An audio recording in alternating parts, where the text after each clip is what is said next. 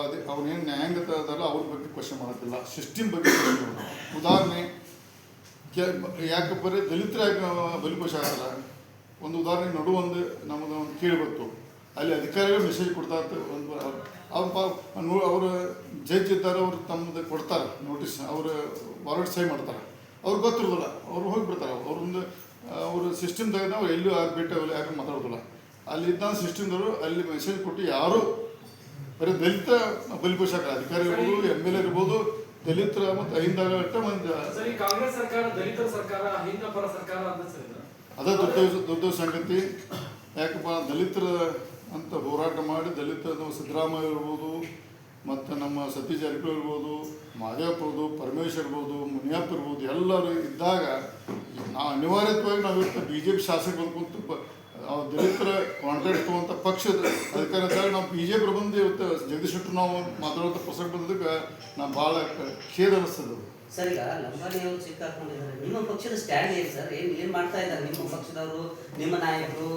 ಈಗ ನೀವು ನಾಯಕರು, ನೀವು ದಲಿತ ನಾಯಕರು, ಅಹಿಂದ ವರ್ಗದ ನಾಯಕರು, ನೀವು ಬಂದಿರೋದು, ನಿಮ್ಮ ದೊಡ್ಡ ರಾಜ್ಯಾಧ್ಯಕ್ಷರು, ಇವರು ವಿರೋಧ ಪಕ್ಷದ ನಾಯಕರು ಏನು ಮಾಡ್ತಾ ಇದ್ದಾರೆ? ಇಲ್ಲ, ನಾನು ನೋಡ್ರಿ, ಕೆಲವೊಂದು ವಿಷಯದಲ್ಲಿ ಮುಜುಗರಾಗುತ್ತೆ. ಪಕ್ಷದ ಅಧ್ಯಕ್ಷ ಇರ್ಬೋದು, ವಿರೋಧ ಪಕ್ಷ ನಾಯಕರಿರ್ಬೋದು, ಪಕ್ಷದ ಒಂದು ಭ್ರಷ್ಟಾಚಾರ ಅಪರಾಧ ಬಂದಾಗ ನೇರವಾಗಿ ಮಾತಾಡಿದ್ರೆ ಭಾಳ ಕಷ್ಟ ಆಗ್ತದೆ. ಅದನ್ನು ನಮ್ಮದು ಯಾವುದೇ ರಾಜ್ಯಾಧ್ಯಕ್ಷ ನಮ್ಗೆ ನ್ಯಾಯ ಬರ್ಬೋದು, ಬಟ್ ಅವ್ರು ಕುರ್ಚಿ ಮೇಲೆ ಕೂತಾಗ ಅವರು ಮಾತಾಡೋದು ಭಾಳ ಕಷ್ಟದಾಯಕ ಆಗ್ತದೆ. ಭ್ರಷ್ಟಾಚಾರದ ಅಪವಾದ ಬಂದಾಗ ಸಿಕ್ಕಿಕೊಂಡಾಗ ಬಂಧನ ಆದಾಗ ಭಾಳ ಕಷ್ಟ ಆಗ್ತದೆ. ಅದಕ್ಕೆ ಆದ ವಿಷಯ ಪಾರ್ಟ್ 2 ನಾವು ಪದೇ ದಲಿತ ಶಾಸಕರು, ಹಿಂದುಳಿದ ಜನಾಂಗ ಅಧಿಕಾರಿಗಳು, ಹಿಂದೂ ಶಾಸಕರಿಗೆ ಆಗತ್ತೆ ಅನ್ನೋಂಥ ಇದು ವಿಚಾರ ಮಾಡುವಂಥ ಪುಸ್ತಕ ನಮ್ಮ ಜನಾಂಗದವ್ರು ಬುದ್ಧಿವಂತರಾಗಬೇಕು. ನಾವು ಇನ್ನು ಅದು ಏನಾಗ್ತದೆ, ಬೇರೆ ಚಂದ್ರು ಲಂಬಾಣಿ ನಿರೂಪವಾಗಿ ಹೊರಗೆ ಬರ್ತಾರೋ ಬಿದ್ದಿರ್ಬೋದು ನೋಡಿ. ಒಂದು ಶಿಕ್ಷಣ ಅನುಗಳೇ ಮಾತಾಡೋದು ಆಡಿಯೋ ಮೇಲೆ ನೀವು ಇವತ್ತು ನೋಡ್ರಿ, ನನಗೆ ಮಾಹಿತಿ ಪ್ರಕಾರ ದುಡ್ಡು ಯಾವಾಗದ್ದು ಇಲ್ಲ. ನನಗೆ ಮಾಹಿತಿ ಬಂದ ಪ್ರಕಾರ ಅದನ್ನೇ ಹೇಳಿದೆ ನಾನು. ಇದು ಭ್ರಷ್ಟಾಚಾರ ಚಂದ್ರ ಲಂಬಾಣಿ ಬಗ್ಗೆ ಭ್ರಷ್ಟಾಚಾರ ಮಾಡಿದರೋ ಬಿಟ್ಟರೋ ಅನ್ನೋದ್ರ ಬಗ್ಗೆ ಪತ್ರಿಕಾಗೋಷ್ಠಿ ಕರೆದಿಲ್ಲ ನಾನು. ಅದು ಮುಂದಿನ ದಿನದಲ್ಲಿ ಸಾಬೀತಾಗುತ್ತದೆ. ಅದು ಅವ್ರು ತಪ್ಪು ಮಾಡಿದಾರ, ದುಡ್ಡು ತೊಗೊಂಡ್ರೆ. ನನ್ನ ಮಾಹಿತಿ ಪ್ರಕಾರ ಅದೇ ಸಮಾಜದ ಒಬ್ಬ ಸ್ವಾಮೀಜಿಯವರು ಒಬ್ಬ ದಲಿತ ಸಮಾಜದ ಕಾಂಟ್ರಾಕ್ಟರನ್ನು ಬಳಸ್ಕೊಂಡು, ಯಾಕಂದ್ರೆ ದುಡ್ಡು ವ್ಯವಹಾರ ಇರ್ತದೆ. ಯಾರು ವಿದ್ಯಾವಂತ ಶಾಸಕದಾಗ ನೇರವಾಗಿ ಚೇಂಬರ್ ಕರ್ಕೊಂಡು ರೊಕ್ಕ ತಗೊಂಡು ಮೂರ್ತನ ಯಾರು ಮಾಡೋಲ್ಲ.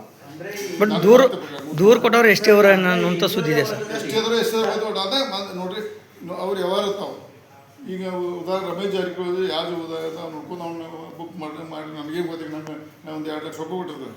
ಸ್ವಲ್ಪ ರೊಕ್ಕ ಕೊಟ್ಟು ಕೊಟ್ಟು ಹೆಂಗೆ ಹೇಳಿ ನಾನು ಒಬ್ಬ ಲೈವ್ ಎಕ್ಸಾಂಪಲ್. ನನಗೂ ಹೆಂಗೆ ಮಾಡಿದ್ರೆ ನಿಮ್ಗೆ ಗೊತ್ತು, ಅದ್ರ ಬಗ್ಗೆ ಚರ್ಚೆ ಮಾಡಬೇಡ. ಅದು ಟೋಟ್ಲಿ ಮೆಟ್ರ್ ಇದೆ. ನಾನು ಬೆಳಿತೀನಿ, ನನಗೂ ಹೆಂಗೆ ತುಳ್ತಾರೆ, ಹೆಂಗೆ ಕುಡಿಸಾರ ಮೂಲಕ ನನಗೆ ಗೊತ್ತು. ಆದ್ರೆ ನಾನು ಛಲ ಬಿಟ್ಟು ನಾವು ಹೋರಾಟದಿಂದ ಹೊರಗೆ ಬಂದನು ಅಷ್ಟೇ. ನಾನು ಒಬ್ಬ ಅದಕ್ಕಂದ್ರೆ ವಿಕ್ಟಿಮ್. ಅದು